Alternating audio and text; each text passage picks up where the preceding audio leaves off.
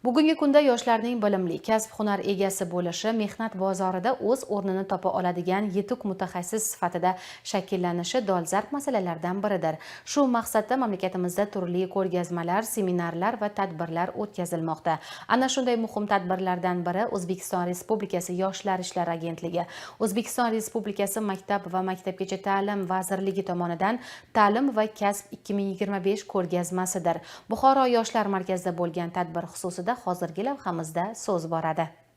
28 Xalqaro ta'lim va kasb 2025 ko'rgazmasida Qozog'iston, Rossiya, Turkiya, Ozarbayjon, Amerika Qo'shma Shtatlari, Buyuk Britaniya, Polsha va boshqa davlatlardan 40 dan ortiq universitet vakillari bir joyga jam bo'lishdi.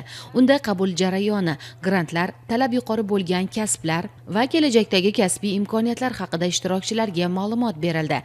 Jonli muloqot, individual konsultatsiyalar, interaktiv zonalar, yoshlarga turli o'quv yurtlari, kasb-hunar markazlari va ta'lim muassasalari faoliyati bilan yaqindan tanishish imkonini berdi. Shuningdek, ishtirokchilarning o'z qiziqishlariga mos kasb tanlashi, kelajakdagi ta'lim yo'lini belgilashi va ish beruvchilar bilan to'g'ridan-to'g'ri muloqot maydoni bo'ldi. Inha universitetiga to'xtaladigan bo'lsak, universitet 2014-yilda ochilgan va hozirgi kunda raqamli texnologiya vazirligi qoshidagi universitet hisoblanadi. Bizda asosiy fanlarimizda IT yo'nalishiga yo'naltirilgan fakultetlarimiz bor.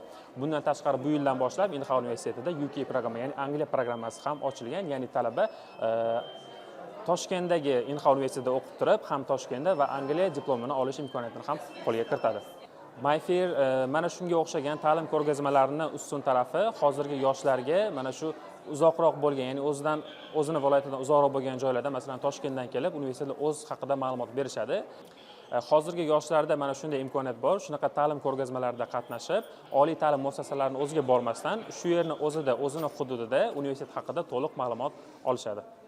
Ta'lim va kasb ko'rgazmasi bu nafaqat kasb tanlash yo'lida muhim qadam, balki yoshlarda fidoyilik, mehnatsevarlik va kelajakka bo'lgan ishonchni mustahkamlaydigan tadbirlardan biri deyish mumkin.